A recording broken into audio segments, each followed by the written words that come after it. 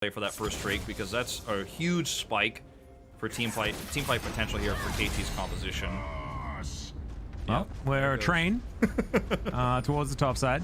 The Barbarian Scion is pretty cool. We don't see it enough, actually. It's too much of the Titan Scion one, which actually does turn into a train. And so I just call it a train every time. But that's not a train. That's just a Barbarian running real quick. It feels like it's a train, though.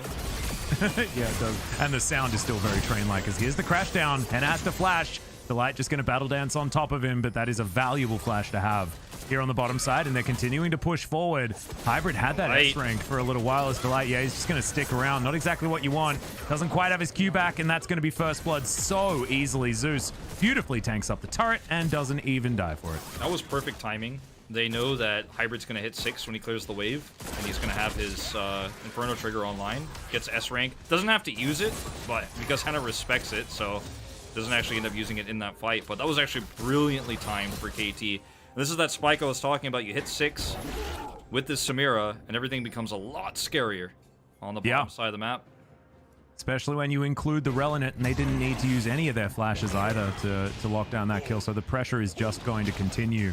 Really nicely played from KT, and we've had a lot of question marks on Hybrid about his aggression and about what he's actually been able to get done. Some of his games, the damage certainly hasn't been there. I think he still has one of the lowest damage percentages of any of our marksmen in the LCK at the moment.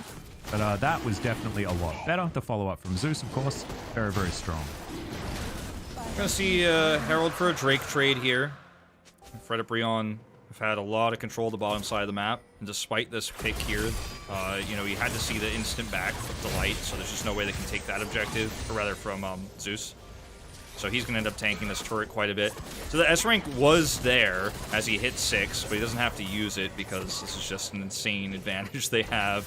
And the rail positioning there. But right afterwards, you know, because Zeus has to back, they do rush down and grab the Infernal Drake, so it ends up being not terrible for Fredit BRION, but this advantage is starting to really show through in the bottom side. Yeah, it's really nice. 2,000 gold is going to be the lead here for KT. And in goes Bonnie. He's gone real quick as Dove looks for it. Shockwave lands onto Bonnie, and the bubble's also going to connect. Dove looks for the Paddle Star. That's a lot of damage, but just uses the counterfeit flash to try and get a little bit more with those sparkles. Not able to quite do it, and Lava has teleport to get back to this lane, but did use the flash, so still good. That's really huge. They loses the flash for some of these upcoming fights. Gonna make it a lot more difficult to put his ball where he wants to set up for some shockwaves. You know, the situation here is kind of coming true to the script of the draft, right? Where, you know, KT have this early game advantage. It's not huge, but it's significant enough to where it could snowball them into a little bit of objective control coming up here. And this is where they really need to grab hold of this game and start to push through these advantages. Because they have this Rel pick as well with the Samira, they could be super oppressive through this jungle, as you can see.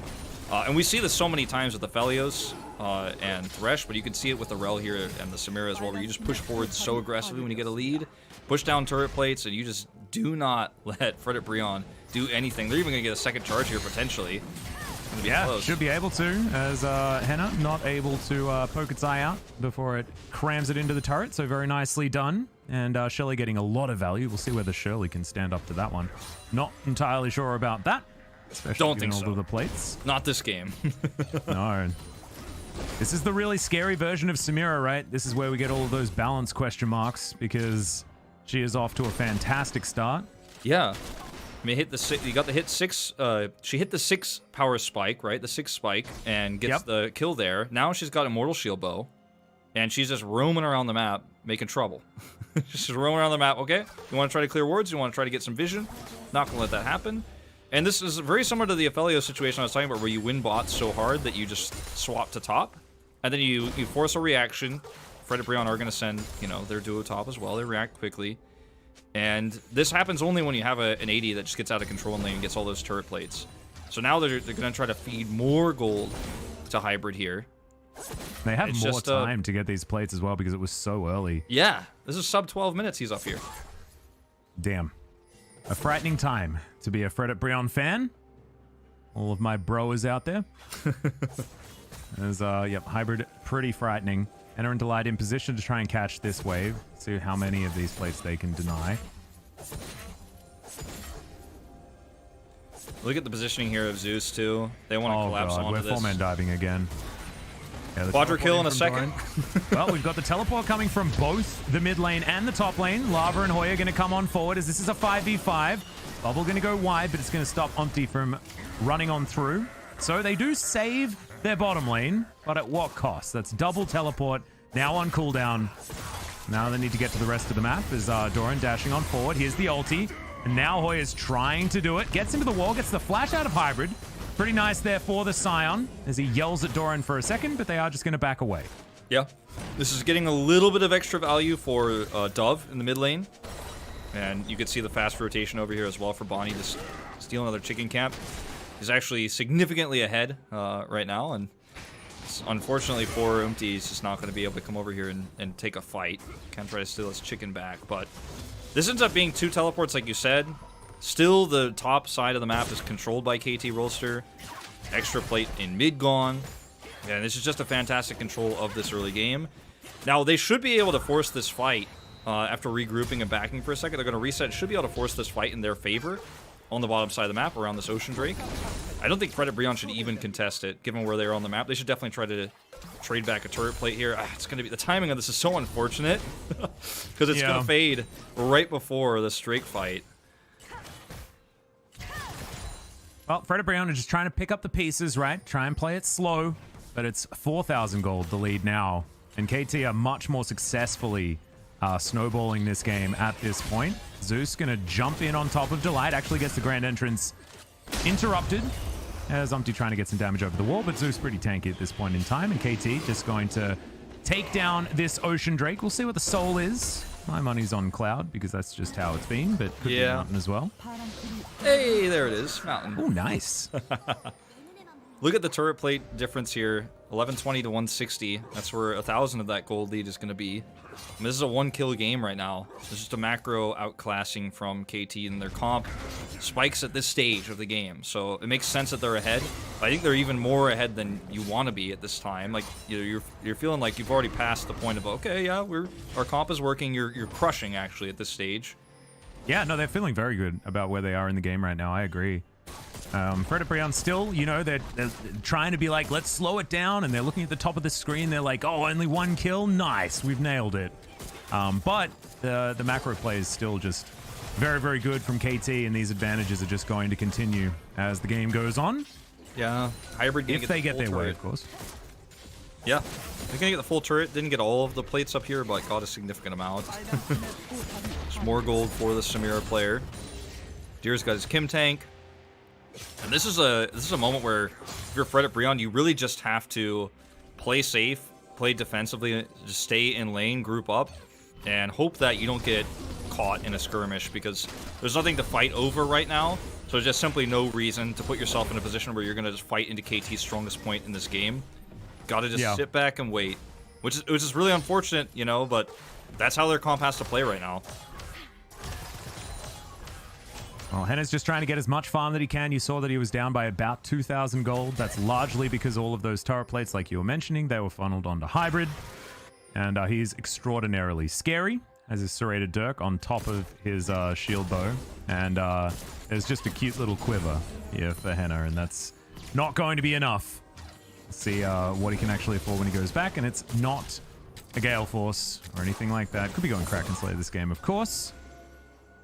And has been what we've been seeing a little bit more of, and especially when you've got an Udyr and a Renekton, maybe that's what you need to try and get through it. But maybe you need the Gale Force to get away. We'll have to see. Yeah, I mean, it's a tough question right now. I think you need the Kraken Slayer for the damage because you're trying to scale up towards a Kai'Sa that is going to have to be doing the big work in these team fights. Is going to have to chew through that front line, you know, when the engages come through from KT. But, you know, the Gale Force can help you survive, but I think surviving is not enough when you're heading into this late game so far behind. Yeah, you have Killer Instinct as well, so you can use that for a little bit of extra safety, I guess. So that might be the argument, but we'll see where he goes. He needs to buy it first. Yeah. So far, things aren't working out very well. Now it's Shirley's turn to put her head into this turret, and is going to do so very comfortably as Doran looking for an engagement. He is going to take a fair bit of damage here, this Hoya. Devastating smash over the wall, nailed it. Can Shirley do it? Looks No. like the answer's no. No, smacked out of the air. Almost lived up to her older sister, but Yeah, not quite able to. That's all right. that's okay. She had her. She did well in the previous series. Yeah, she had a good run. Can't win them all, you know. Looks like we might be going to a game 3, so there's still hope. Yeah, that's true. That's true. I'm gonna get the dream. It's the 12 games in 2 days. Yep. Situation. I already cracked my sponsor-approved energy drink just a few moments ago. Sponsor approved. I like it. I'm ready. I'm ready for the long night of League of Legends. It's not going to be as long as you guys had last night. Knock on wood, but. Yeah, we need to get the pauses in here. Where are the pauses? Can we cast a curse that one as well? I'm sure we can. I'm sure we can. As yeah. Well, Fredit BRION, I mean, they still know what they're supposed to do, right? They're like, let's hold on for as long as we possibly can. And you know, KT did have some control in the first game, but this feels like a more successful snowball so far. That being said, I mean, I'm saying snowball. It's still just 1 kill. Yeah. In almost 20 minutes. I know there's probably a lot of LCK resident sleepers in chat.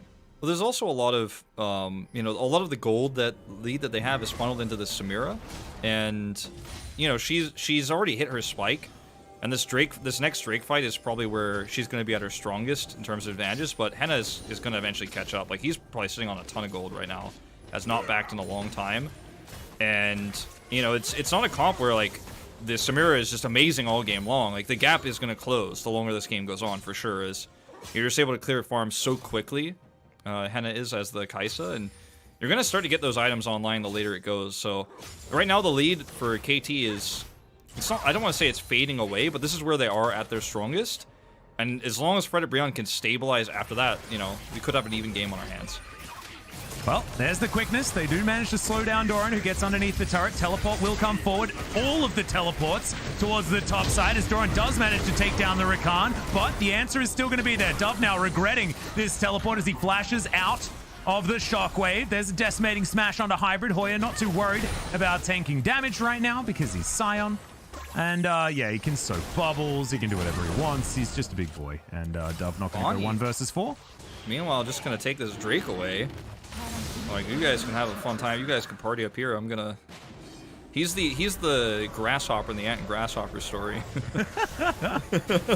He's like, well, you guys gonna have fun while the sun's out, but I'm actually gonna save this Drake for the late game. So Doran actually overextends. That's the LCK move as well. I love that. Yeah, that's the play. Got a grasshopper sometimes. Or wait, no, I said it backwards, didn't I? The ant's the one that works really hard. Whatever, you guys. I actually have no idea what reference you're coming up with now. It's just I heard insects and I was like, that's cool, man. I don't know. It's an old fable where the grasshopper plays, and then the ant actually stores up food for the winter, and then you know the ant is having a bad time. The grasshopper's like, yeah, you want to come hang out with me? And the ant's like, no, winter's coming. I'm gonna stock up. In this case, Bonnie was the ant. You know, he stocked up for winter. All right, okay. And Doran, you know, he's had a fun kill on the Delight turret, really getting involved in that one. Who are you? Are you a grasshopper or are you an ant? I think I'm the ant, but depends, man. Off season, I'm definitely well. I think I'm the ant. I think I'm the ant, but you know, off season, who knows? Yeah, I think I'm the grasshopper in this equation. That being said, don't really know what it is. As the blue buff going to be secured, Henna actually going to take that one away. So there we go. Fredit BRION just grabbing some stuff back on this map. And the gold lead is, you know, it's stabilizing somewhat for those Fredit BRION fans out there. Yep, the Kraken Slayer is finally completed here. Yep. Took a long time, but you know he did sit on a lot of gold for a while. He's got his jerk completed as well, and Umti built a Immortal Shield Bow, has some heal deny, pretty standard stuff here in terms of the itemization. But this Fredit BRION comp is becoming more and more front to back capable, you know, in terms of how these team fights are going to go. If they have vision control over these objectives like they do have over this Baron pit right now, you know, it's really difficult for the Zoe to actually get value and set up for nice fights. So you're always stressed out when you're KT Rolster when you end up losing vision around an objective like this, because your comp doesn't have hard engage, it has poke and then a Samira R button. Because that's how these fights are going to have to go. I mean, they have the Udyr run really fast at you type situation, so that exists. That being said, the Udyr has done 0-0-0 so far in this game. Did manage to get a flash in the mid lane. Nice. But that's about it. As Hoya just going to shield smash these guys to death with his Soul Furnace. And that's just the classic, where clearing waves as top laners.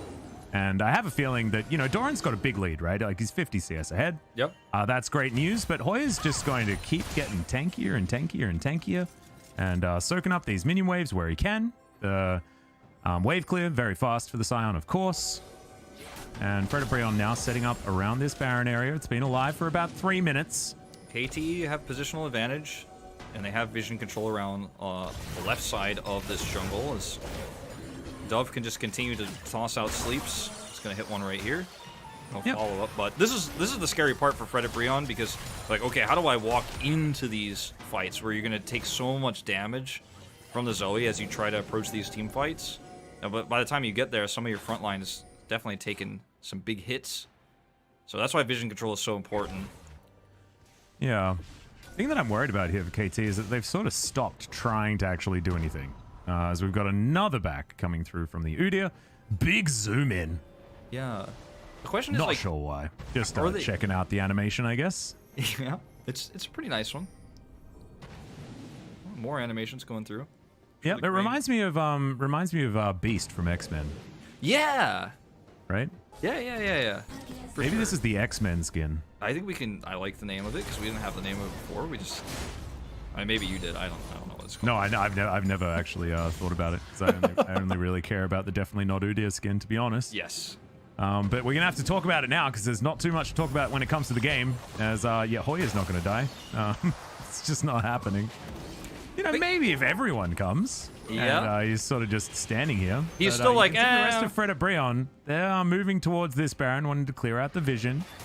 When KT is not the one making the vision control play to actually scare people into Baron fights with the Zoe comp, that's when you start to worry about their composition. Like, has it actually outlived its prime now? And I think the answer is very quickly becoming yes, as the Collector is completed for Henna now. And, like, sure, they have the Scuttle here, but besides that, like, KT really need to be careful about this fight, and I think it might almost be too late for them to engage on now. I mean, how many Battle Stars can you get before this Baron goes down? Let's find out. Yeah, we'll have to find out, as Teleport will come through. Hoya's still there, as you've got a good flanking position from Delight. KT, they know about it, of course, with that cheeky ward over the wall, as Dove picks up a smite for himself. They will have the smite advantage for this one, so the turn, they're looking for it. Delight gets over the wall, but now not going to have that flank. His Grand Entrance also on cooldown. And there's the back away. The Baron should reset, but no, Hoya walks back in. They are going to keep it leashed for the moment. Dissonance doing a bit of damage there to Zeus, but he can still engage. As there's the flash forward, the Magnet Storm, everyone getting taken down solo. Samira already instantly with a triple kill. The Rel will fall, but that is going to be that. And KT should be able to just transition to the Baron. Yep.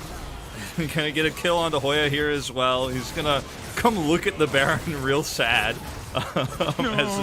as his soul will expire there, but that's the power of the Samira, right? You know, you have the Collector online, BF Sword, and I mean, you know, we talked about how it was getting caught up by Henna, but all it takes is a big Magnet Storm, Attract Repel combo, and then Samira presses the R button, and it just is a bad time.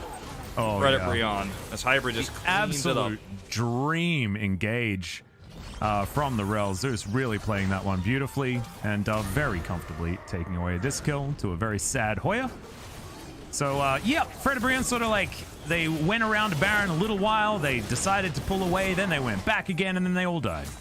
Yeah, it was really carefully played from KT Rolster, too. I'm pretty impressed with how long they held the trigger on actually going in there, forcing Fredit BRION to really kind of step in, step back. Baron reset for a moment. They had to commit back in. And KT Rolster, once their health bar started to drop a little bit on that second commitment to the Baron, they were like, okay, this is it. And they slowly closed the gap, close enough to where we could see that big engage coming through from Zeus. Very well played from KT Rolster, very patient, and now I think this lead is so big that they may even be able to grab an inhibitor here off this Baron. Even with they definitely should be able to. This is 8,000 gold the lead. It's getting towards insurmountable territory. We'll need KT to make the proactive play to get over there, as Fredit BRION do take down this minion wave quite nicely. But as these bubbles land, it's getting scarier and scarier, and Dove has complete control of this map, which is absolutely ideal for the Zoe. Sort of a playground right now. Yeah. Just taking pot shots. Fredit BRION have to respect it. Because we can see a very similar engage and R button press if they do try to be aggressive, if they do try to walk forward and look for fights. And it's like lose-lose. If you engage in, then the rel is going to get you, and you're going to end up getting blown up. But if you just sit and wait, the siege damage from this composition is actually insane as well. So, yeah, very frustrating for Fredit BRION here. Well, Scion's on the bottom side of the map, so you can't call the choo-choo train to try and force an engage, as I thought Fredit BRION were looking for something.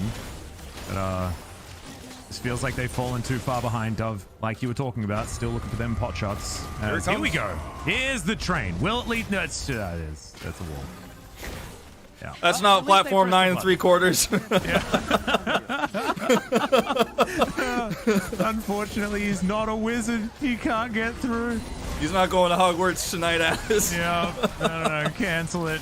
Cancel it. He's going to have to find a different school, I think. As KT will back away. So they didn't manage to break open the base, and this game is going to extend ever further, but 10,000 gold the lead for KT, the largest, it feels like, for this entire series. Yeah. But, I mean, the longer this goes on, I mean, Fredit BRION are still massively behind. Like, now is the point where you can't even really talk about the scaling issue as much at this stage, right? Because KT will just slap you in a team fight straight up. But, I mean, the longer it goes on, the more volatile this game gets, and the more opportunities Fredit BRION have to take a really strong engage. Delight has been the guy who's kind of hanging out on flanks and looking for some knockups. He's hoping he's going to catch Dove or Hybrid. Like, he's hoping so bad that they are out of position, and then you can see the collapse through. Oh, man. This is, it's still going for a very long time, given the amount of, you know, the gigantic lead that KT do have. Maybe they'll just get themselves a Mountain Soul, and that's going to be the final nail in the coffin. Just have to see. KT just more than happy to play the long game. Yeah, I mean, they, you know, earlier on, before they started to really push their advantages, I was worried that they were too happy to play the long game. But at this stage, and with how well they engaged on that Baron fight, you know, when Fredit BRION were forcing a fight on their terms, and they still just kind of patiently walked in, forced a reset, and then had an amazing Magnet Storm engage. I kind of trust KT with the lead that they have right now to actually take these next few objective fights. It's going to take a while before we get there, but KT's like, well, I'm not going to throw my lead with no objectives on the map. Just going to play it slow, play it safe, and that's why we're going to have a really long game here, Atlas, but I appreciate it because KT is down 0-1 against the 10th place team in LCK, so definitely don't want to throw this series away. And let's see whether we can get 3-game series for the entire week. Maybe we could do that. Like, it's the ultimate money's worth for the LCK. I mean, Fredit BRION are making a case for maybe bringing T1 to a game 3 right now. Yeah, right. No, exactly. Looks like KT should definitely be favored. Still, you know, crazy things can happen. But we'll have to see it to believe it. Absolutely. It's so funny, though, because this week was the week where it felt like the matches looked a little bit more one-sided, right? It looked like we had favorites in almost all of them. Yeah. And yet, we've had every single series going the distance. Yeah, it certainly has been a pretty weird week for that. I mean, yeah, you, me, Chronicler, Valdez, we were sitting down talking about today or this week's matches, and we were like, well, this could be a really one-sided week that's fairly interesting. As okay, they show themselves here by tossing that ball That's out. Hybrid. Okay, takes off his health bar. That's bad news. Decimating smash, but Bonnie just going to run in, run out. Ducking around. Boya staying in position. We'll see whether the train is going to be called as Delight gets over that wall. With the grand entrance, more of an exit at that point. I'm starting to get worried about the positioning here for KT. They need to be really careful. Oh, that bubble is god tier. Onto Henna in the back line. Fantastic work. Not able to follow up as, okay, that's a very short trip on the train. Umpty hopping on forward. Bonnie looking to try and get some boops in there, but not really feeling it as we've got Hybrid on the Drake already. Doran quite low at this point in time, and Fredit BRION not wanting to give away the Mountain Soul. BROㅣLCK gonna land onto Dove there as there's another Magnet Storm towards the backside. Delight launches himself into the backline, but Dove avoids it with the portal jump. Shockwave is decent, but the Samira still popping off in the fight. Double kill now, and now they're just looking to clean up. Henna is going to be the next on the chopping block, and Hoya looking to take down the Drake. Let's do it.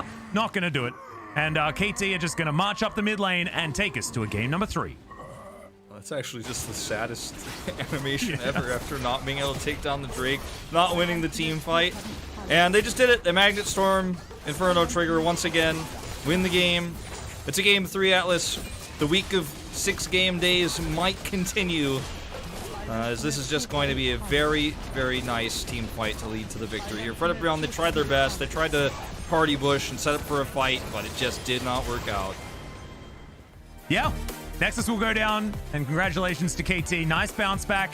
Bonnie and Dove getting subbed in. I was a bit confused about the Dove sub in, but he landed some pretty nice bubbles towards the end of the game. And his Zoe has always been pretty good, despite her adjustments, making her not quite as powerful as she used to be. Still able to throw out bubbles, land them paddle stars, and get the work done. I'm really happy with KT's play in this game. I think a lot of people look at this game and think, wow, it took them so long to end it. It was way closer than it needed to be. But I'm pretty happy with how they played patiently around that Baron fight. Like, that was the most impressive part to me, was when they had that really nice rel setup for that fight, where they waited until the last possible second to engage. They were very patient when they were ahead, when there were no objectives. They didn't just, like, run it down mid, end up getting caught. They played it safe, calm and collected. That's, you know, it's not what fans usually like to see, right? Fans want to see your team dominate. They want to see the game over in less than 25 minutes. But that was really good reservation, good judgments of situations there by KT Rolster, especially with a comp that is stronger earlier than it is late. Understanding how to take those late game fights was pretty impressive. Yeah, and there was good suffocation out of KT as well. It was very textbook. So another, you know, relatively slow game, but still from KT was a much better experience than in game number 1, where, you know, the last few team fights certainly not working out. So we are going to go to the distance, and as expected, you know, KT looking far more dominant, just pound for pound as far as player skill compared to Fredit, BRION. And that's sort of how it's supposed to be based on this matchup, right? Like, Fredit, BRION haven't necessarily looked like they've been as talented, I guess, as the other players. Yeah. But they, you know, there is certainly still potential there. But once again, we see Udyr not necessarily doing that much damage. Rel does so much work, though, and I think Zeus had a really, really good performance this game. I think he really did. Set up a lot of those kills for Hybrid, set up a lot of those team fights, really patient play from KT Rolster. I think Fredit, BRION have 5 incredibly talented players who are worthy of the LCK. But the synergy and working together with them and knowing how to be more aggressive sometimes instead of being timid, I think there's some adjustments that can be made there. But Fredit, BRION is a team that, with how they're playing here and how some of their losses have been very close, right? Look at them as a 10th place team, but they've been closer than the scoreline shows sometimes. Fredit, BRION is kind of giving me hope that this is not going to be a number 10 team forever. I think they certainly could bounce back. They could be a stronger team, maybe in summer split, but they're getting better every game. Yeah, and of course it's in the context of the LCK, right? It's just they haven't shown us that they can play quite at the highest level just yet. We'll see whether they can turn it around in game number 3, as we are, of course, going the distance. We are going to have a short break. When we get back, we're going to have that final game.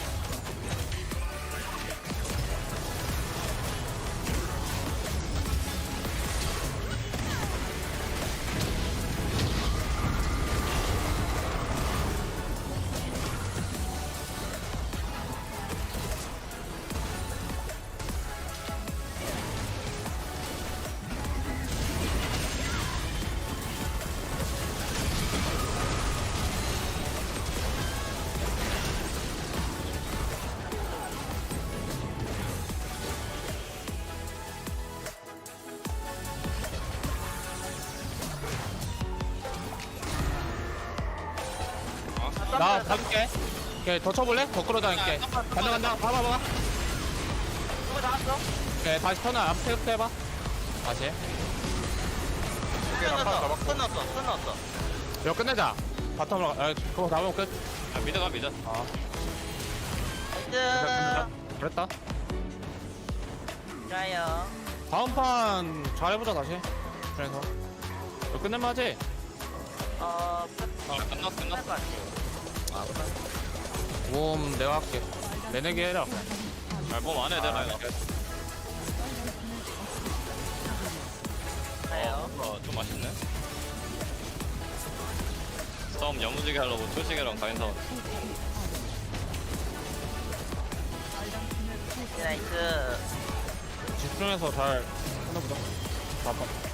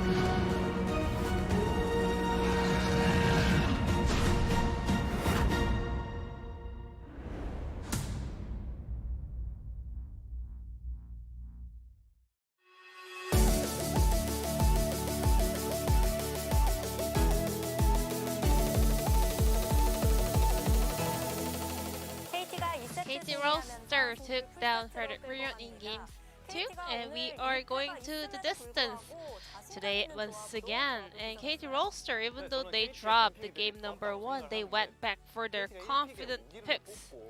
They went for B1 Udyr and then completed their bottom duo with this B2 and B3 pick.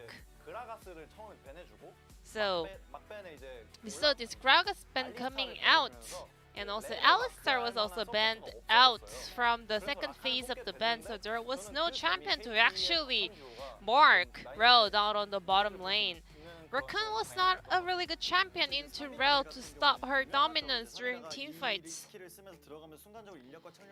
And Samira has a really nice synergy with Rel because she can dash in, then she can land the stuns from Rel.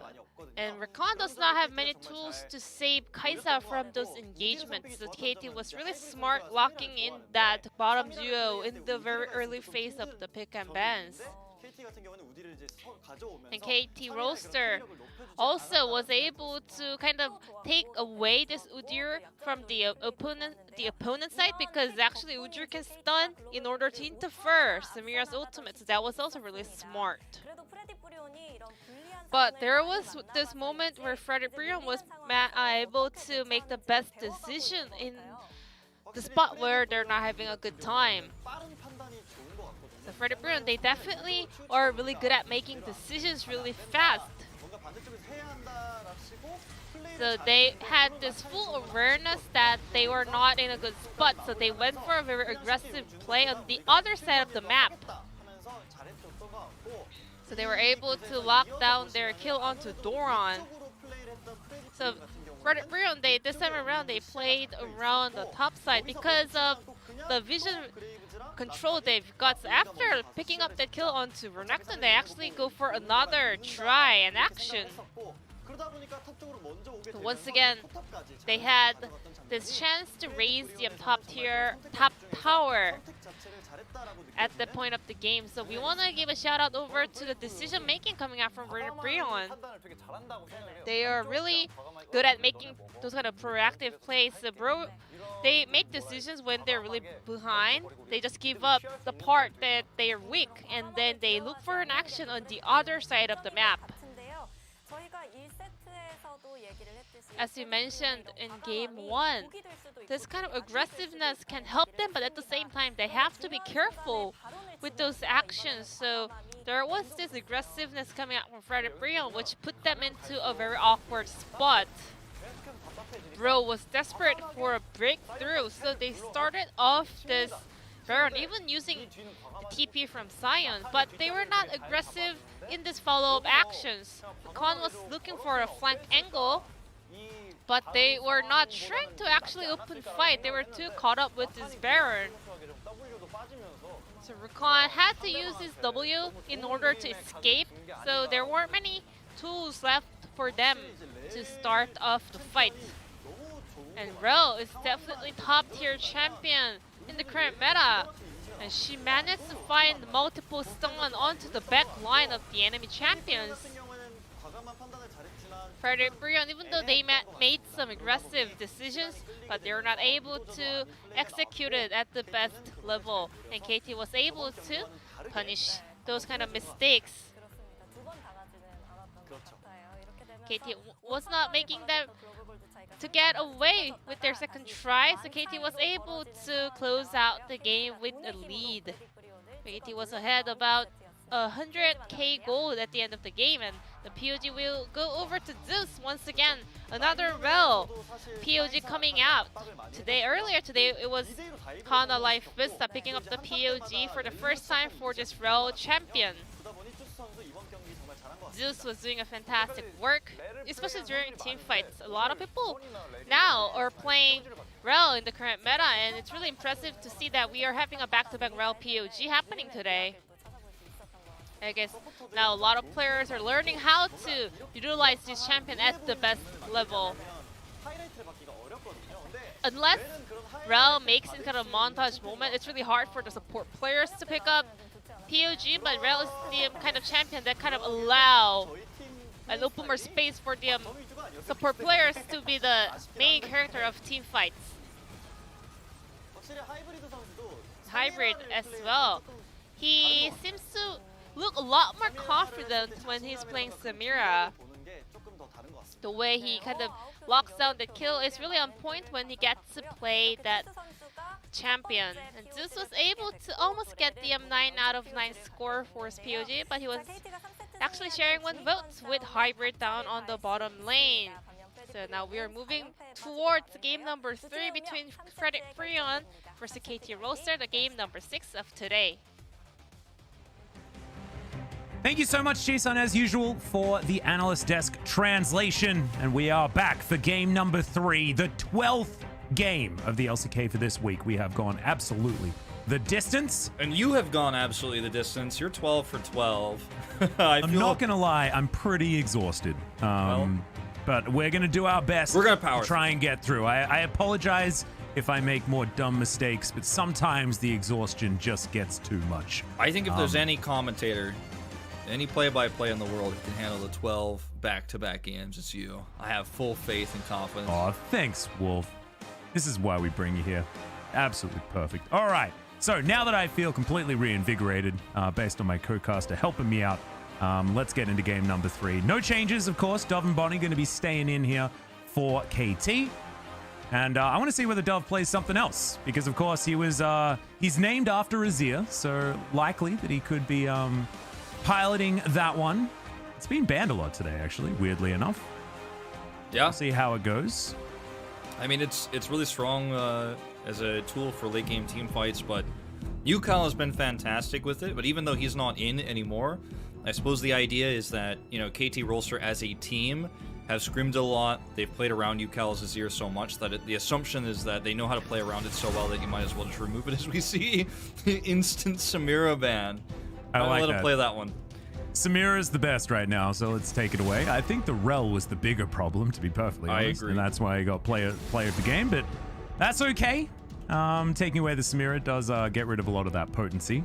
As the Na also banned away. Udyr is going to be banned, so whether that's good or bad, I'm not entirely sure, because you know, the Udyr did win game number 2, but I don't think it was due to him at all, personally, because of course the Rel engages plus Samira and Zoe existing were more the reason for that one. As, I mean, a couple of jungle bans coming through from KT so far. Yeah, it's going to be a pretty limited jungle pool here. I think it made a lot of the early game a lot easier and safer for the lead to go through for KT, but yeah, in the later parts of the game, he was practically irrelevant. So the Olaf coming through, first time we're going to see him in a while, is going to be very much a strong frontliner, one of Umti's favorite picks, as we see with the Samira band. We're going straight to Aphelios here as KT is like, you know what? If we could actually empower Hybrid and Zeus in the bottom lane, that's our weak point, right? Doran and UCal top and mid have had total control. It's Dove in this case, but you know what? All 3 of their drafts have really been focused around the bottom side of the map, and it's been working. So why not just keep going down that one? You banned the Kaisa, so if they're going to take Olaf, you get this R1, R2 Aphelios Thresh. Pretty fantastic start. We'll see where Fredit BRION go as far as the bottom lane is concerned, as the Seraphine is available. Could be in support, but as we just learned, could be played in mid lane as well. And Lava falling prey to it, of course. But let's see what they're going to be picking up alongside it. I'd expect an AD carry of some kind, as Kalista is a consideration. Don't know about the Kalista Seraphine synergy, but we'll see how it does work. Kallista's range being pretty low makes it pretty difficult to snowball the lane and keep chipping away at something like an Aphelios Thresh, but it is going to be a strong lane, and there's a lot of kill potential with Olaf running down to the bottom side of the map. So we'll see Pantheon. I actually really like this Pantheon pick. It was left open, we didn't talk about it, but it's going to give you a lot of extra protection in a lane that can definitely be the focal point. It looks like this is going to be the focal point of this game, especially for Fredit BRION's side of things. We'll see what the top lane ends up being, because that can change a lot, but at the moment, the Pantheon pick feels like the perfect defensive option. I also really like it for, you know, setup in these ganks. You see a Kalista, targeted CC, pretty important. And certainly going to help them out there, so I like that one a lot. Gragas going to be banned away as we're looking at targeting out the top lane. Still, you know, we're not entirely sure whether this Seraphine is going to be heading into the bottom lane. But I am intrigued as to whether or not it's going to work out with the Kalista. We've seen a few, you know, caster Callista type combos, right? Because it means that you can play a little bit further forward, and you can rely on the Fate's Call in order to get yourself out of any trouble. Of course, the Nico being a fantastic example, but a little bit more engagey, right? And if you are the Seraphine, sitting back is more the playstyle. This is odd. All of the top laners being removed here. Renekton and the Gangplank taken away, and then the Ornn going to be the follow-up. Nara's banned away, so this could end up being a Jace game, potentially, but KT with the bans on the Gragas and the Ornn, two really defensive and stable top laners, it almost makes me feel like they're looking for something like a Camille.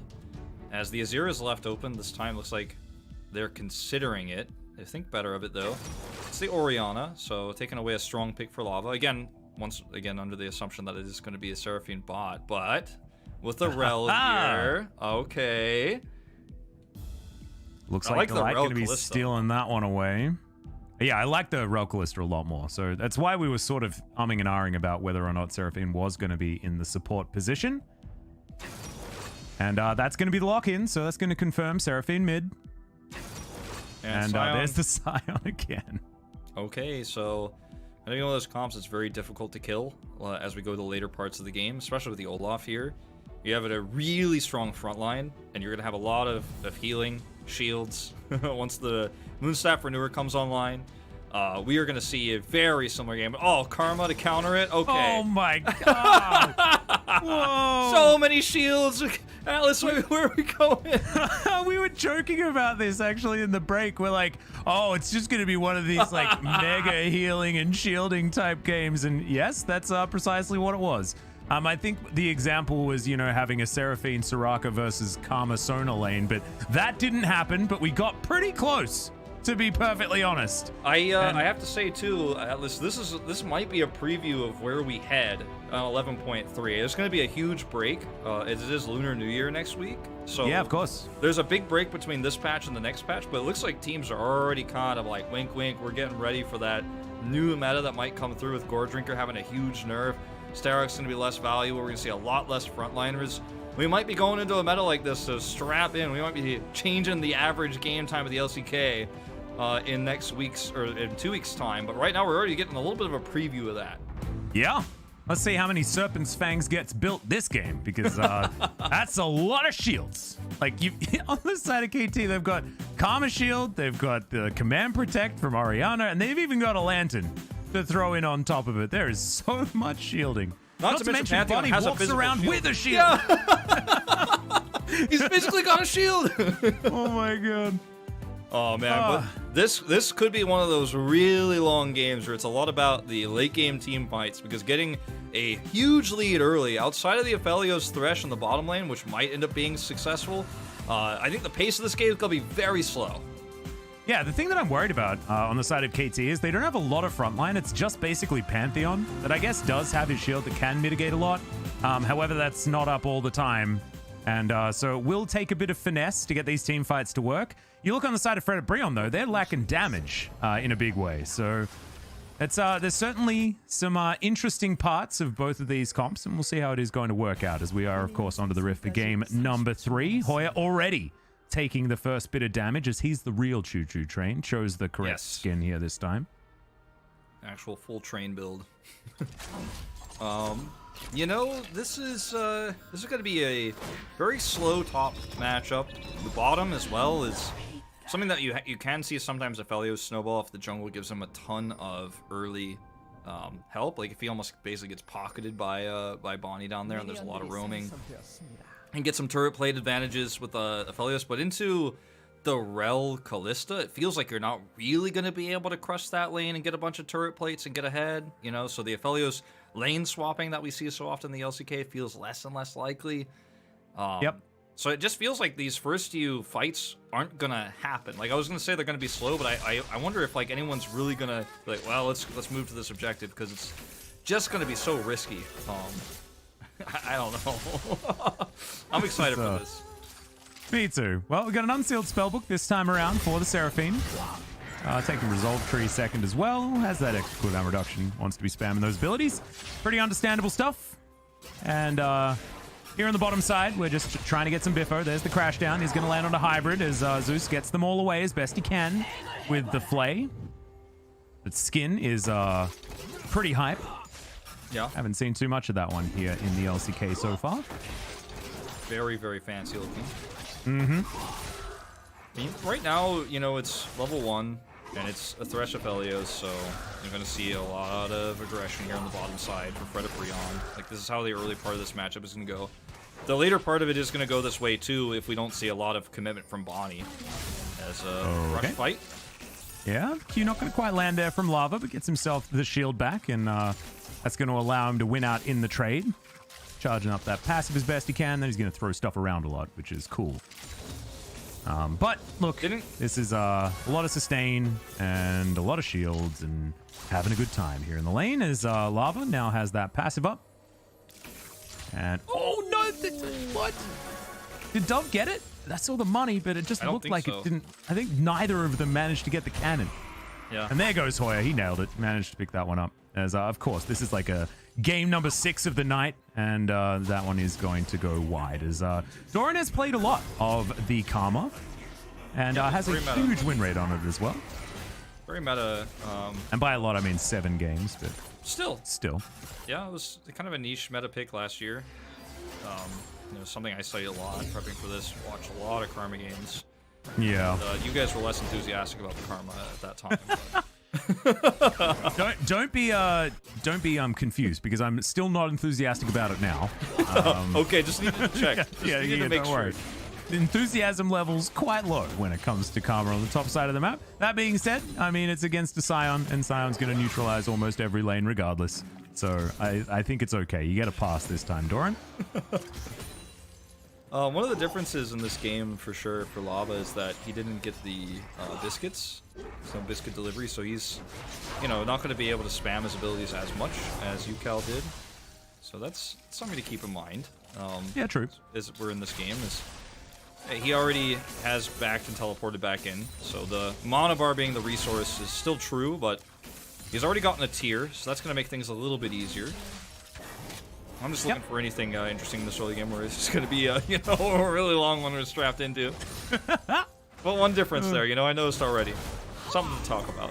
Yeah, I'm doing my best to stay in it, but I just love that we get a game like this when I'm talking about, like, yeah, I'm exhausted, we're going to try and go the distance, and then it's Karma top versus Sion, Seraphine mid, oh my, and Dora misses a cannon creep. Take it away, Wolf. Yeah, well, I mean, this is just one of those moments where, like, you and I were joking about it, and then production was like, no, don't jinx it. And I was like, yeah, I think we might have already jinxed it, and here we are. And, like, when I'm watching, you know, Hoya smack a cannon minion away, and then getting stunned by the tether there, and then nothing's happening here.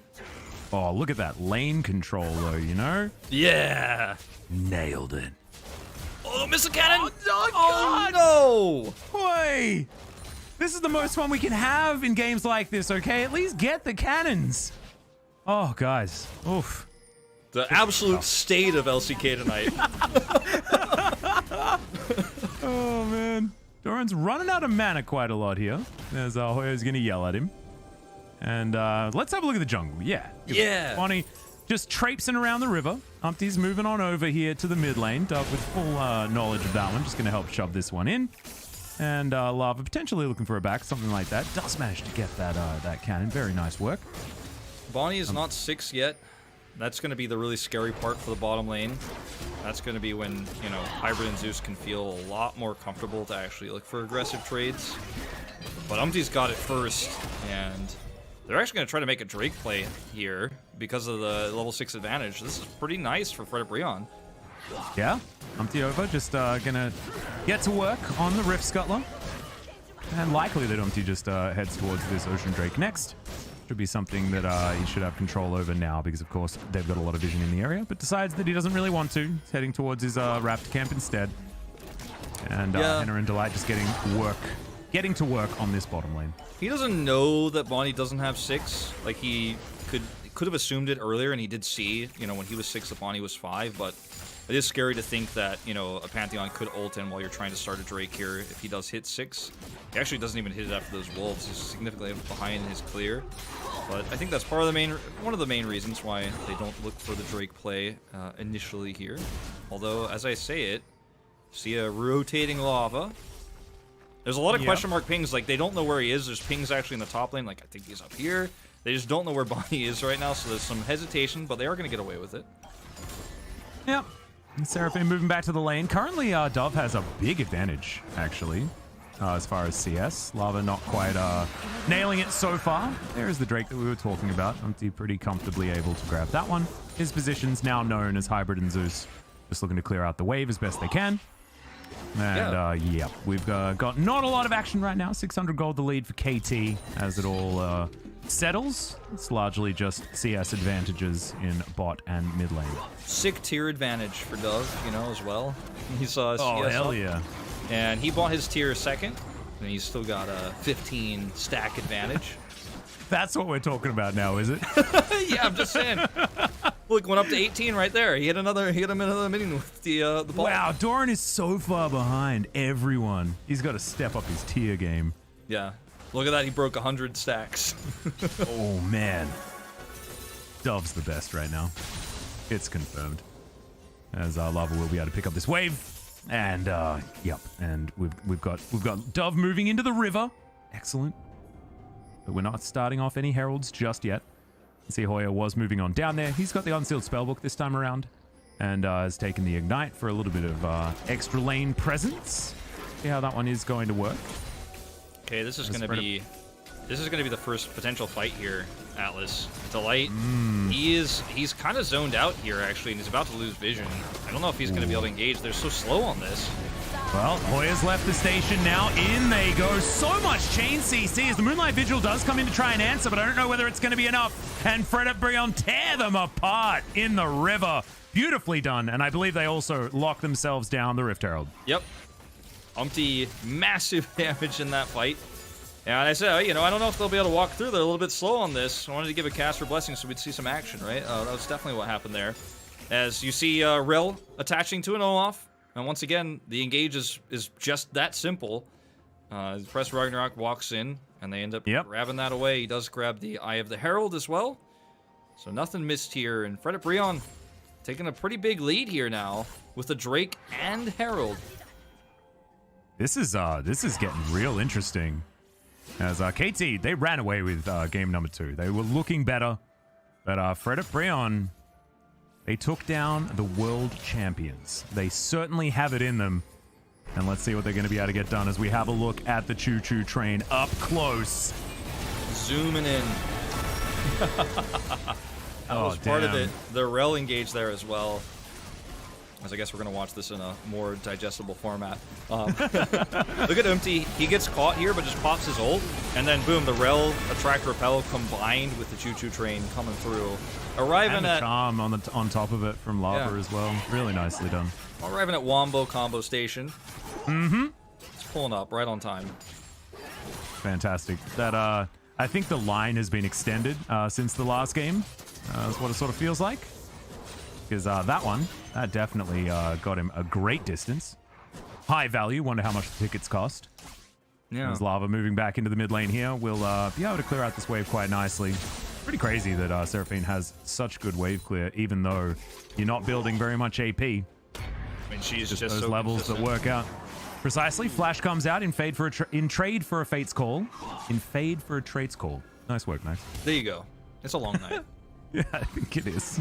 It's back to back. Well, you know, that's a trade you'll take. You grab that Zeus Flash any day of the week. For Fate's Call. And it was, I mean, if you don't flash there too, you actually very good chance you die. So this is just going to all around be a really nice setup here for Fredit BRION, who are really starting to take a pretty nice lead in this game. This lane has been pretty stable for them as well. So Aphelios isn't getting any turret plates. Yeah, and it's just going to be, it's not going to be the free Aphelios lead that we've seen from Duckdom, for example, many times recently, where you just run away with things and control the entire map and get a big power spike with your items way faster than the opponent's laner. It's pretty stable here, which is good for Fredit BRION at the moment. Yep, I feel like the Callista pick has been working, and I love that they pair it with the Rel at the same time. Feels like a lot of hard engage. And we've seen a lot of Rels sort of like go in and die as well. It's a bit sort of how she works. mounted Leona is, you know, an understandable way to describe what she does. But now with Fate's Call, she can hop out and then try and do it again, which is pretty cool. So they do have a lot of ability to get stuff done in team fights. But as the game goes on, there will be that damage question mark. And we'll see how they mitigate that one, because with a lot of wombo like they have, they still need to be able to crush down those health bars. Yep, Lava gonna get big money here in the mid lane. That Rift Herald coming through, and they're just gonna look for this Infernal team fight because they have a Rel. And it's just so difficult to fight into this choke if you're KT. Teleport coming through very late here for Lava, actually, so they're gonna break through that choke. Yep, but positioning now is Umpty down to about half health. Oh! That huge shield as in goes the Rel. Delight once again. Fantastic, but the shockwave is good as well. Henna trying to get into position as in goes Hoya in towards the backline. Lava trying to kite them out as best he can. Umpty takes the Drake, but they're going to lose out on the fight for the moment as Hoya gets angry, but he's already dead. And Henna's trying his best to escape, and he ain't going to be able to. Doran going to feed the kill over to Hybrid, and KT answer back very nicely. I mean, that's a really nice setup to start the fight off with the light coming through. Magnet Storm is there. The follow-up charm, you know, gonna make it look like, okay, Fredit BRION's got this fight 100%, but the shockwave comes through. The damage output is actually insane. And, you know, a bunch of summoner spells get blown in the fight as well. Like, that was a really scrappy one. Let's actually take a look at this again. Was you see the really nice engage coming through from Delight, right? He just comes in, gets a big pull, and suddenly there's a follow-up charm, but the shockwave is really good. And Sion is just way too late to this fight, actually. Hoya just comes in. By the time that he's here, everyone else had to peel away. Like, Henna's out of position, can't get damage done, and that's the end of it. So a really nice turn there based on the shockwave, and they don't have a ton of damage follow-up, like safe damage follow-up Fredit BRION, because this Callista is so low range. Yeah, not to mention they didn't have Fate's Call for the fight either, so it was the Delight goes in and dies. But the shockwave, absolutely fantastic. Nice work from Dove, making sure that he gets value out of that one. And will we have just a classic 200 years type situation? Because now it's a 2-0-1 Aphelios, and it's in the hands of Hybrid as well, who we know can have those pop-off games. And I'm looking forward to seeing whether he can actually manage to get it done once again, because his game in the second was also pretty good on the Samira. Yeah, that's the question. I mean, the fast Kraken Slayer here makes this next, whatever next skirmish we end up seeing, right? It's going to be a while, potentially, before we actually see a fight here. Is going to be massively in KT's favor with the advantage they have in terms of that damage output. You have to think, especially when you consider how the combo was so well executed for Fredit BRION and they still couldn't win the fight. I think the positioning for Hoya is going to have to be a little bit better. He's going to have to be a little bit faster into that fight. Yeah. Because he's kind of like the cherry on top final part of that engage, like we saw on that Rift Herald fight. So, yeah, if he's a little bit faster, if he can arrive a little bit more on time, and if the train's not late, then I think it looks a lot better for Fredit BRION. Yep, and, you know, as a Melburnian, I'm very used to having the delays on those trains. Since moving to Korea, it's been much better. So Hoya going to have to channel the Korean train system, absolutely, in order to get there on time. But yeah, and you know Korean, what? of course, so it is much easier. He's going to have to get it done before midnight, too, because that's when the trains stop. And we're getting a little bit closer to that in this game. Oh, goodness. Yesterday it was. It was like, what, 12:30 that we finished or something like that? It was a late one. This time, haven't had quite as many pauses. Just a reminder to the players, if you want to have an audio issue, now's the time to make sure that we look as silly as possible. And, yeah. Top lane, it's a wash. Don't even know why we're looking at it. I think very even on farm. It's just so even. It's just, you know, some yin-yang effects going on up there. Yeah, it's just I can clear the wave, and I can clear the wave. And they're both 1-1-1. It's so perfect. Nice, beautiful. The yin and the yang working out very nicely. A couple of Leandries picked up here from Dove and Doran. Of course, you don't have as much of the wave clear that you need on the Karma. You know, like if you go the Moonstar build, this Dove is dead. Umpty's going to be able to grab that one. Just barely didn't have his flash available. Yeah, it's like coming online now. So that's actually a really nice timing. Really good call there to actually go for the engage, the gank. Because Lava has to use his ultimate, but that's all they really need. They actually both use their ults. Umpty uses it just to make sure he can guarantee that he's frontlining there, doesn't get caught by the shockwave. And it's a nice cleanup. And we'll watch it again. Ragnarok first as he goes through. They don't see him. There's no vision. And it's just like, okay, charm to guarantee. He doesn't actually hit it. Who cares? Yeah, he doesn't hit it, but like the fact that he has to walk left means it's a guaranteed kill. Yep. Nice positioning there from Umpty. I feel like he could have done that a little bit earlier, but that's okay. 3-0-1 now on the Olaf. And we've laughed at, you know, Olaf's taken all the kills early and things like that. But, you know, it worked out for Dread. It's worked out for others in the past as well. I mean, Olaf's still pretty strong and getting towards that Sterix gauge, coming through pretty quickly. As Gore Drinker already completed, as you would expect. Turbo Chem Tank. Oh man, it's a turbo train now. Terrifying. Speed and... Luckily there's no speed limits on the Rift. No, absolutely not. Maybe in a future patch with how this is going, but... I wonder what the actual speed of the train is. It does run at a fixed speed for Hoya. Yeah, it's going to move on down. We'll have to calculate it, I think. Not sure how we're going to do that. Is Fredit BRION. They've started off this Drake. KT in position. The train is just going to pass through, but unfortunately there was someone on the tracks as we've started this one off. Charm lands onto a couple. Fate's Call gets the Rel out once again. As Zeus not able to do too much with the death sentence, but they are able to confirm the Drake, and KT grabbed their first of the game. Yeah, this was very much a safe defensive engage for KT once again. You just see the all-in.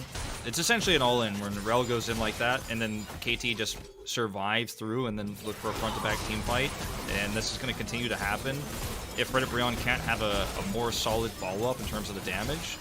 And it's an issue with the range. Like, I really like the Kalista pick because it made sure that Aphelios wasn't going to steamroll the early game, which happens so much in the LCK. But now that I see it in practice, it's really rough to execute in terms of the team fights. Like, she's having a really hard time getting that follow-up damage done. And Lava's also building for Moonstone Renewer, so he doesn't have that much damage. Like, this is all up to Umpty, really, to actually get the damage done, which is... I mean, sure, Kalista can still do damage, but it's much harder to do. It's much riskier. The positioning is a lot tougher. And, yeah, the Wombo combos are starting to feel less and less scary as these fights continue to go on. No, I agree. I think Lava will have damage as the game goes on, right? Like, he does it and needs to complete the Moonstaff combo, which he did just put together.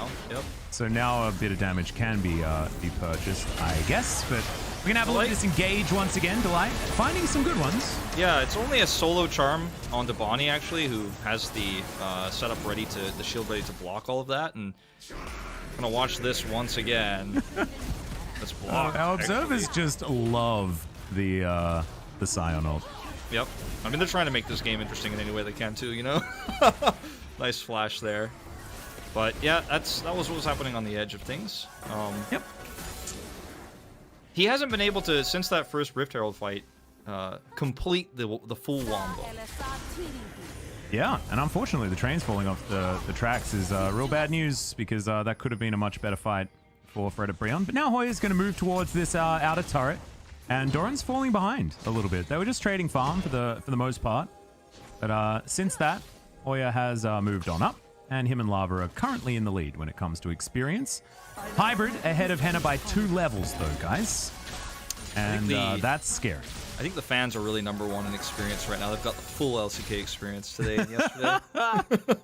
Yeah. The real winner is the fans. We'd be like level 300 by now, I think, given the amount of League of Legends that's gone on today.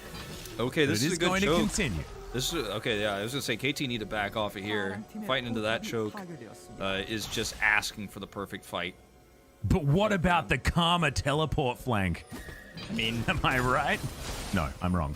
It's not. Not in this case. Something that they're looking forward to as Doran clears out those waves. They managed to throw down the Rift Herald into this mid lane, and Shirley's going to get some work done here. Nicely done. Not going to be able to take the full turret, but still, that one's ready to be taken down whenever KT want. 2 minutes on the Mountain Drake. And we're just milling about here a little bit for KT, waiting for some minion waves and things like that. Henna towards the bottom side, but Lava should be able to clear out this wave no problem. Throwing in beatdowns, just pressing as many buttons as he can, and there we go. No, lava. Oh. Oh. How many? Oh, That's God. like 4 we've missed this game on camera alone. Like, Yeah, there's been. okay. I think we're all getting tired, right? You know, it's 10 past 11 p.m. here in Korea, and it's the same for the players, right? So that's. I mean, I don't think it's going to do too much. Everyone who is playing in the LCK plays until about 4 a.m. So I don't think that's going to be a big deal. As Hybrid takes a bit of damage there from the beatdown, but not too much of an issue. Beat drop, sorry. I wonder when KT decide that they have a chance to Baron. Like, I wonder when they're going to say, you know what? Actually, we've had enough successful defensive engages against this team composition where we're actually ending up surviving through the combo, and then Hybrid just kills everybody because he does 1 million damage. He's already got 2 items completed, right? He's got his Rune and Hurricane. And we'll see where he heads for his 3rd item, but I wonder when that's kind of that moment happens for KT where they're like, you know what, we're just going to look for fights on Baron. Because right now this Drake is coming online, that's going to be the focal point. Because they looked like they were maybe considering that Baron fight just moments ago, but going to have to group up to deal with this push in mid. Oh, it's feeling like a good moment for an Orianna, but Dove isn't there. And Henna getting healed back up again.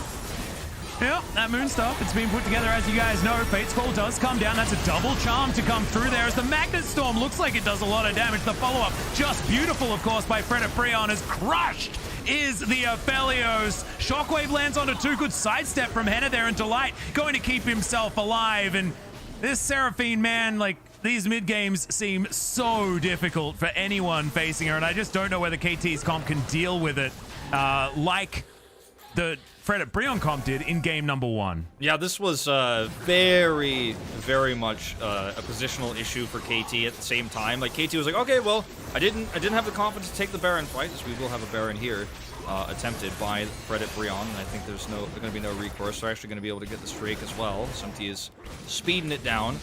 But they rotated bottom to look for that Mountain Drake fight, and they were way out of position. Replay right as a teleport comes in, but Yeah. you can break this one down for us as we do have it picture in picture. Looks like the Olaf. Oh, he might just die as we are going to hop out of this replay. Umpty going to get lit on fire. There's the flayback. He doesn't have his ulti just yet, but what is this? Well, Sterix needs a nerf. Oh, wait, it's going to get nerfed in 11.3. So, Olaf, you can have that one. He survives for quite some time and eventually does get taken down. And Breath of Wind is going to take this turret, and they do manage to get rid of it. well, I guess we probably won't jump back to that previous replay, but the issue was that Bonnie and Dove were caught out of position on the other side of the wall, and weren't able to join the fight. In this case, it was just a bit of an overextension for Umpty. Ends up getting caught and punished. I don't know which replay this will be. Okay, so look at Bonnie and Dove on the side here. It's not able to set up for anything. And Umpty actually zones them out so well when they try to rotate around. And they end up getting a little bit happy, a little bit of indecision. And the rotation is just way too late. Like, Bonnie's finally in here, and the Shockwave is like, the fight is over, you know, 30 seconds ago before that one comes through, sadly, for Dove. And he is going to get caught and stunned. Has to flash over the wall. But this is a very aggressive play from Fredit BRION, where KT were like, okay, I'm going to make a Drake play. Fredit BRION says, well, I'm going to push mid, and you're going to have to respond. As this is just the slowest death of an Olaf ever. Yeah, it really is. He's like, hold on, I have Gore Drinker, I have Sterox, like, I'm not going to die, right? They're like, oh, Pantheon's like, well, hold on, let me come over here and help finish this off. Bonnie's like, oh, got him. 800 gold, thank you very much. Yeah, beautiful. That shutdown actually pretty worth.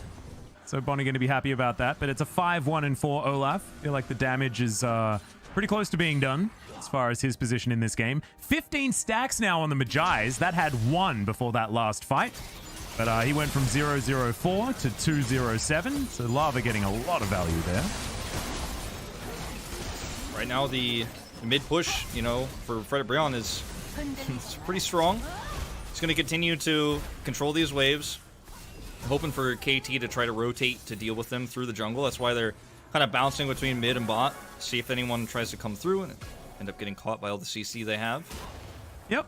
Fredit BRION, they could... Flowing Water completed by Doran as well. Just throw that in there. So his shield's going to be helping. It is a large reason why he's doing absolutely nothing to Hoya. Just shrugs off that damage. Justice Spectre's Cowl. Completed now, moving towards his Spirit Visage, most likely, to augment the Randuin's Omen that he's already put together. Sion going to be very tanky. True. That's, you know, kind of as you expect. Sion always trying to head towards that. Towards the late game, having all these items completed, going to make it very difficult to kill him. Very difficult to kill anyone in this game, Atlas, as you could see here. Yep, killing's not... Okay, that ulti is going to find the Aphelios in the backline. He's just thrown around like a ragdoll, taken out of the fight, and now, oh, the shockwave onto 4, but it just doesn't matter. The heals are just everywhere. Rel is going to fall down because I think the turret got angry as KT now relegated to their fountain. The inhibitor will fall down. You guys might have been lulling about that Baron power play, but now it's sitting at 2,000 for Fredit BRION, who turn it on. They do. And, you know, maybe they're able to turn this into something more here. The back into teleport, they're actually looking to end the game.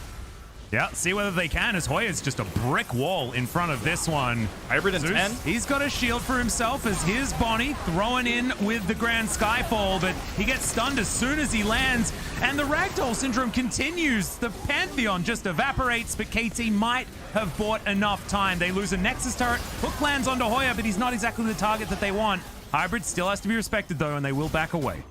I respect the attempt. I mean, you have Moonstaff, you have a ton of healing. You're going to be able to continue to push that forward. If KT overextend on the chase like Bonnie did, then you get a kill. If Hybrid messes up once again, I don't know which replay this is going to be. Oh, this is going to be Hybrid way out of position. Look how far forward he is when they don't have vision. And he just barely gets caught by the edge of the charm, and then they press the kill button. Instantly an engage here coming through for the Rel. Dove is caught as well, and once they're both down, the defensive options here is so limited. I mean, all of your damage is gone essentially for KT, so they actually just push this all the way until the respawns come through. And I love that as soon as they see the Pantheon ult, they're like, okay, Obani, I guess we'll take you out as well. Buys enough time for those respawns to come through, and KT do eventually defend this. But Hybrid's got to be careful with his positioning. It feels like the millionth time I've said that in this very early part of the 2021 season of LCK, but this has been a consistent issue with him. Once again, Hoya finds that he runs out of track way too early. He's just checking that wall to see whether that is 9 3/4, maybe. Yeah, not yet. Haven't found it yet. Nope, nope. Not a real BRION wizard. looking for the Mountain Soul, and that's going to make Hoya nigh unkillable, as he already was getting pretty close to it. Last Whisper is what Hybrid's picked up in order to try and deal with this Scion right now, but it's, I think, the 4 quadrillion health that's part of the problem here, as he has that overshield as well as 4,000. Not to mention that if Hybrid dies first in these fights because he's caught out of position and gets womboed, then it just doesn't matter what items he has or how much damage he wants to do if he's just dead right at the beginning. I mean, it was on the edge. I mean, it was like a pixel or two, the difference between him not getting hit by that charm and actually getting hit by the ult there from Lala. And he did get caught, and there was a nice follow-up. But you've got to be way more careful than that when this game hangs on a knife's edge right now. KT Rolster, again, we mentioned it before the series even started. You don't 2-0 this, you feel bad. You lose this series, and you're the second team to do so in the LCK to Fredit BRION, and it's going to be a really rough next few days in the team house. Not to mention that this is with Bonnie and Dove on the field, so there's a lot of pressure on these guys. Yeah, true. It's just been a bit unfortunate so far, but I really like the Fredit BRION composition. I mean, I thought that it was just going to lack damage, but who really cares if you just want to extend fights forever? They've got an unstoppable force coming from the top side of the map, and now they're looking for this Baron. They have a lot of secure because, of course, all those sticks that they will throw into it. Doran over the wall, but not able to offer too much. And remember, KT are lacking frontline. Decimating Smash over the wall as Hoya seems to have an infinite health bar. Bonnie's slowed down, and now the train comes forward. Oh no, look, that's a pretty big shield from Bonnie, but it's not going to quite be enough as in goes the Magnet Storm towards the backline. Hybrid trying to keep himself alive, but he's sucked back in and taken down. The Olaf just gigantic. Henna chasing after Doran, gets the double kill, and now Dove is running the wrong direction. Umpty's going to get on top of him. Wants to pick up his axe, does so, and grabs the kill with the last one. Very nicely done, and Fredit BRION will run towards the one last Nexus turret and win the series. Gonna be the second win of the season. Fantastic play in the later parts of this game. It was a crazy draft. It was a pretty wacky series. We got to see 2 Seraphim mids. But at the end of the day, this is a too sustainable of a comp, too safe of an engage, and Hybrid gets caught one too many times. That's the series going over to Fredit BRION, and this is a team that I feel really can grow and improve. We're seeing it already this season. I talked about it after Game 2. I really didn't think we'd be going into a 2-1 win for them. As get the cameras out, second moment this season. You've got to capture it. You've got to capture this win. This is going to be a night of LCK that everybody remembers. It was the dawn of the Seraphine mid. It was a dawn of Moonstaff. And it might be a sign, like I said, of things to come on 11.3. But Fredit BRION already getting a little bit of a head start here as KT Rolster couldn't keep it together in that final game. So sad. And I thought that they didn't have enough damage, right? But who needs damage if you can't die? You know? Just need to do a little bit here and there, and everything's going to be okay. It was a really creative comp. I really liked how it worked in the end for Fredit BRION. I thought Hoya being the unkillable Scion on the top side of the map was fantastic as well. But I think it was all about the Seraphine in that game, and Lava showing that anything you can do, I can do better. As Yukal sitting in the back line, sitting behind Dove, being like, oh, so that's how it's supposed to end up. As I think Lava played a very, very nice game, but Seraphine feeling a little bit busted right now. Yeah, when you see it actually played at this level of play, it feels like, well, you know, I'm not entirely sure if it's actually like broken, because this is like KT versus Fredit BRION, right? And it begs the question, like, why haven't we seen this yet? Is it just that it's too squishy? Is it not as versatile as something like the Orianna? The stun's too difficult to pull off, or is the damage the issue? But watching it in practice, it feels like I think we have to start.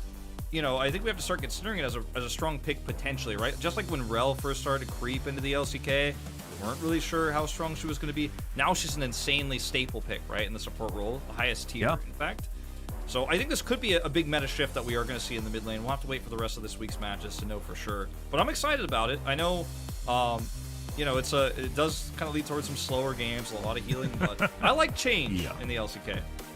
Yeah, I like it too. I think that the way that it enables Olaf to just go completely insane in those fights is very, very scary.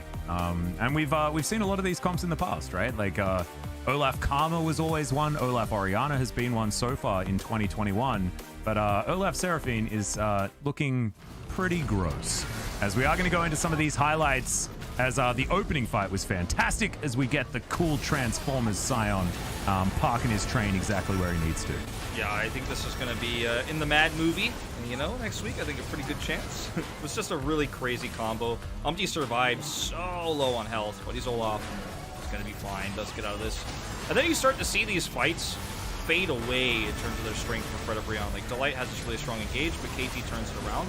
Now, this is the first of many fights where you see Fredit BRION struggle to actually have the damage output in this early mid-game to actually kill people when they have these fights. But it just gets better and better the longer the game goes on, because the items start stacking up, the damage output is there, the shielding is there. This is another one of those sad moments for Dove, where he is caught here.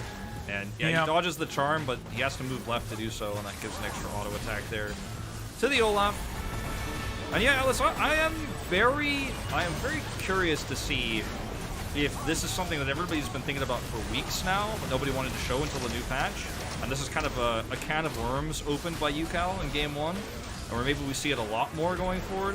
Or if this is more of a niche thing that ends up being for this series only, because I'm leaning towards the former. I feel like a lot of teams are maybe trying to keep this one under wraps, but now can of worms is open.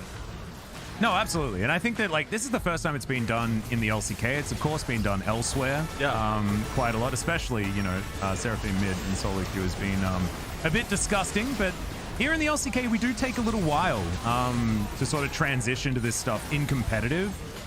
So it's good to see that we finally do have the transition over, especially on the eve of 11.3, where I think we will be seeing it a fair bit more. So this was just a one-man charm, but Bonnie was trying to be that sole frontline that we were talking about, and then Delight gets into the backline. They find the priority target of Hybrid, and this is what it is. It's like, find the Aphelios and kill him.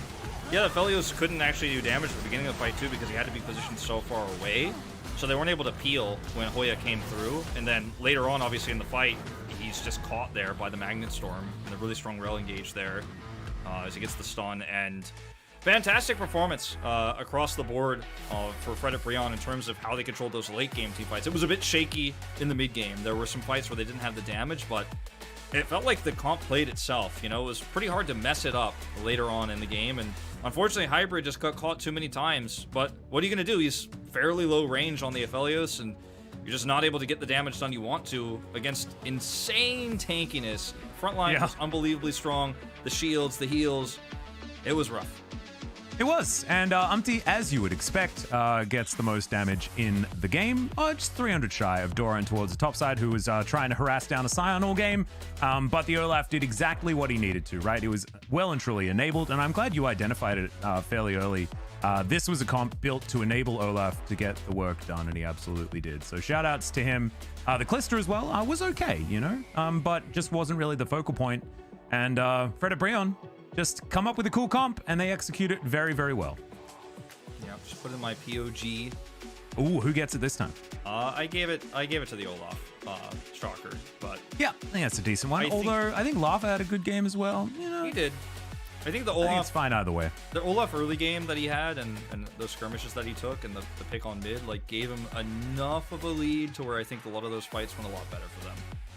Yeah, I agree. I just like seeing 25 stacks on a Majai's. Makes me feel good. And Lava definitely got there. Didn't look like he was anywhere close to dying throughout that game. But I want to give the POG to the coaches, right? Like, I think that composition was just really cool. Great to see it actually work out effectively as well. And Fredit BRION take a well-deserved second victory here in the LCK. So I was a bit hard on them after game number 2, and then they come back and prove me wrong. So fantastic stuff from those guys. And let's see whether this is going to be an uptick for them, because they take down Damwon Kia, now they take down KT. They're certainly punching above their weight, as we're going to hear what the analysts feel about this game. So here's Ji-sun.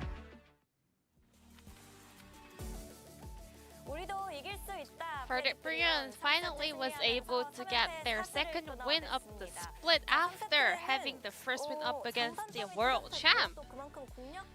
What's your take on the draft?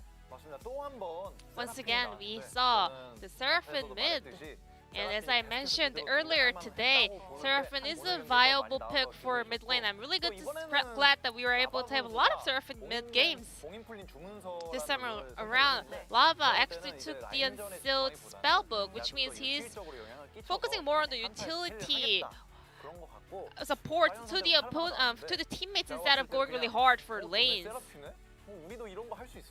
I think Karma was the answer into Seraphine, you know, another utility mage champion coming in from the solo laner, but there was a huge difference between these two picks, especially Karma used to be a champion that can bully the lane based on the her rune choice.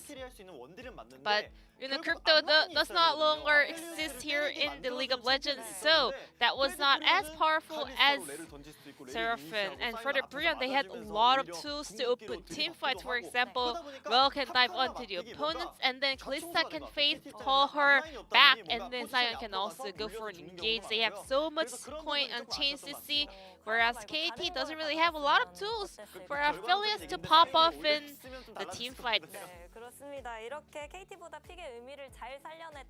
So Fredit BRION was able to utilize their power of the comp better than KT Rolster. So let's take a look at some of the highlights where Fredit BRION had a fantastic fight around this Herald.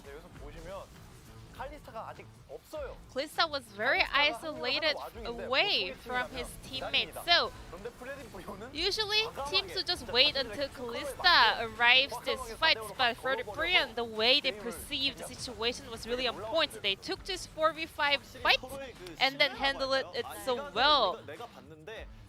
You can really tell that the teammates are really trusting each other, because they had this confidence that if they can pull off the MCC chain based on their comp, they can actually win, even being outnumbered by the opponents. Now let's move on to the second highlight, where Fredit BRION was having some iffy moments. Juice was also having some of the pop-off moments. The game was really even, but Fredit BRION was able to turn the situation around with that team fight that broke out with the Encore coming out from Lava. Karma and Thresh was moving forward towards the opponent, so Lava was actually able to punish that overextension, and also Fredit BRION had a very easy comp to pull off, and they were able to execute the plays that were needed in every situation. And it was really impressive to see Fredit BRION going really aggressively whenever they saw the angle. And I want to point out that Seraphim's ultimate actually has a bigger hitbox than it shows. So because Seraphim is not a mainstream pick currently, maybe the players were not fully aware of it. And after that huge team fight win, Fredit BRION was able to solidify their lead, and the POG will go over to the light on REL. I guess today is a day of the REL POG because another REL support player is picking up the POG. I think there are other top tier champions in the current meta, but REL is indeed one of the best champion on board. And as time goes by, the players are learning more and more about this champion, so we are having a lot more carry performance coming out from this champion, especially during team fights. The players does indeed need some time in order to have better understanding of new champion that has been released recently. And it's 4 weeks into the LCK, and we're seeing a lot more improvements on this execution with this new champion. Well, back in the day, supports were actually a warding machine that's a little bit tanky, but nowadays, support can do a lot more work done. Fredit BRION, with this valuable victory, was able to end their losing streak, so let's invite the POGs for this interview. Hello, congratulations. Hi, thank you. Fredit BRION was able to pick up the second win of the split. I can tell you guys had a huge desire for this win, right? How are you feeling, guys? Lava first. There were a lot of games that we were able to win, but we lost so many of those, so we were really depressed, but I'm really happy that we were able to pull it off today. Same. There were a lot of games that we could win, but it was a huge bummer that we lost those. But I'm glad that we were able to defeat KT Rolster today. And Lava, we were able to see this Seraphim mid pick, which was taking off on the solo queue and also in the Challengers Korea. Was that something that you guys expected to happen today? Well, yeah, we actually didn't know that KT was gonna play it, but I did play Seraphim mid a lot, so it was not really tough for me to deal with. Lava, in game 1, we had a lot of long team fights. And because of the power of Seraphim for a long team fights, you guys are actually falling behind, but at some points you guys came back online. When the opponent Seraphim used W skill, we wanted to wait until he actually used that, and when it's on cooldown. Because Lava has been playing this champion for so many games, he knows how to deal with it. Moving on, game number 3. The KT Rolster tried Karma top. How did the players react to this new champion pick? We were confident that we can win 5v5 team fights. Lava, Yuka played Seraphim mid in game 1, and he actually took Airy, but in game number 3, you had Unsealed Spellbook as your rune choice in game 3. Yeah, before game number 3, I also considered trying the Airy, which looked really good when Yuka tried, but what I practiced was the Unsealed Spellbook Seraphim, so I wanted to stick to my original plan. I think Orianna should have lane control up against Seraphim, so what's your thought on that mid lane matchup? As long as Orianna doesn't feel any pressure for the potential ganks, I think, yeah, Orianna can also exert the pressure, but it all depends on the junglers, to be honest. And Delight, you kept having some wombo combos in team fights, especially with your ultimate. Any tips for using that champion, Rel? Well, I think you can just go aggressively as long as you have your teammates that can follow. But some people say Rel is no fun, it's too slow, you know?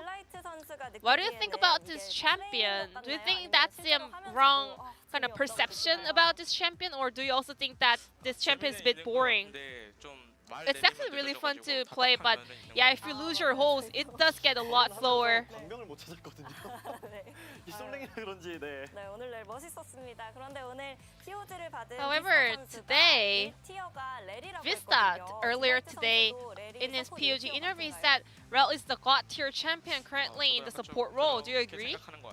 Yes, I also think that Rel is really good. She has no counter. 그리고 이제 라바 선수한테 여쭤보고 싶은 건데 Question 사실 over 프레딧 to 브리온이 Lava. 팀이 뭔가 Fredit BRION is a team that's really good at team fights. 질것 같지 않은 그런 싸움을 좀 많이 한다고 They 생각하는데 are really good at opening fights that they cannot lose. How are you guys able to make it happen every time?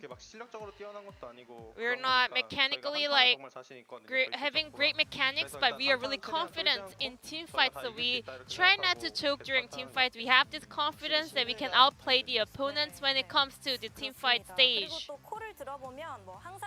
And whenever we get to hear your mic check, you guys are really confident and trusting each other. Like, we can do it. Is that also another motivation for you guys? Our head coach always tells us, you guys can win, don't choke. Stay confident, and that really helps us out a lot. Yeah. Who's the main shot caller on your team, like keeping the morale high? I think Umti, and then me. 역시 현실 서포트인 것 같아요. 네, 그렇습니다. 듣기 좋았습니다. And support in real life as well. And Lava. After the Tamon Kia series victory, a lot of fans are calling you the LoL King, League of Legends King, because you took down Mid King Showmaker. I was really glad that I got a new nickname, but after the Tamon Kia series, we were actually stuck in a losing streak. So I was really depressed. But still, Lava kind of reclaimed his LoL King title today with this fantastic performance today, and you'll be facing up against T1. And if you guys manage to pick up another victory, you guys will start to extend your winning streak. That's the last match coming up before the holidays. We will do our best in order to pick up a win in that match. And Delight, just like we practiced, we will do our best, and we will try our best to come back stronger in the upcoming match. This will be the end of the interview from Lava, Delight on the side of Fredit BRION, and I'm gonna pass it back to our casters. Thank you. Thank you so much, Jisun, for the interview and analyst desk translation. And that's concluded our very, very long evening of League of Legends. But there were some really fun games there, Wolf. I think that, like, you know, sometimes you don't want the 6-game day, but this was better than expected, in my opinion. Yeah, I think had some so slow too. ones, but otherwise it was okay. I mean, as long as if it's a slow game that is interesting and different, then I'll take it. Yeah. You know, some questionable moments there for KT in that last game, but let's take a look at our play of the day here, Atlas. Which one is this going to be? This is Yukal finding the super sick ultimate on his Seraphine after getting ulted into position, I believe, from the Orianna. Yeah. Boom. Yeah, this is a pretty cool one.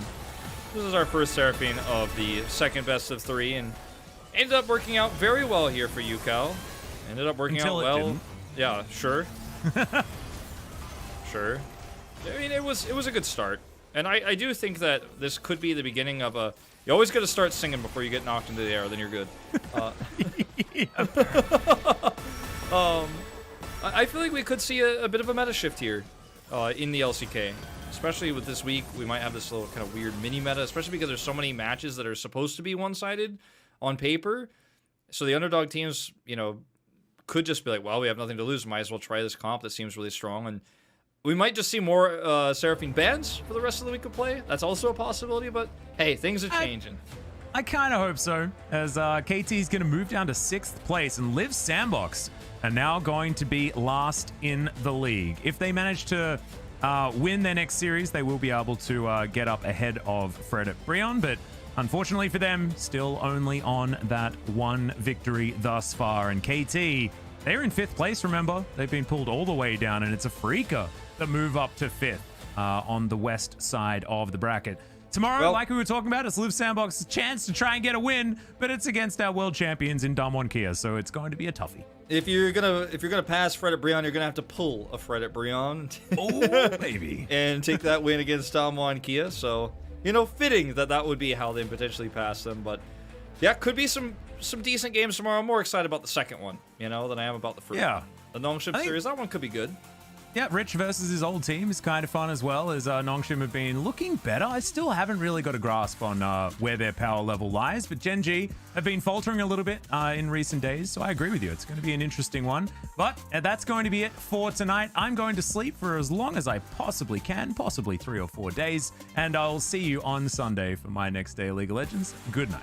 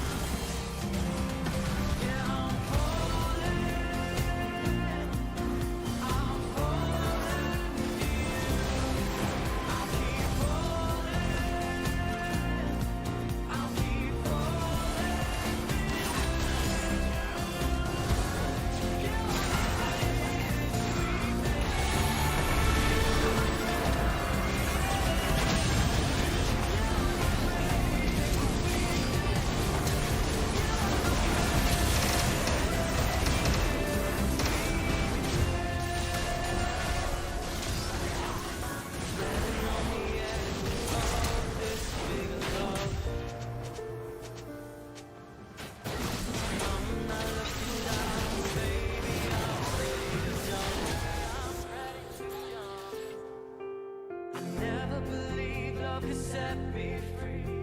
You break down the wall.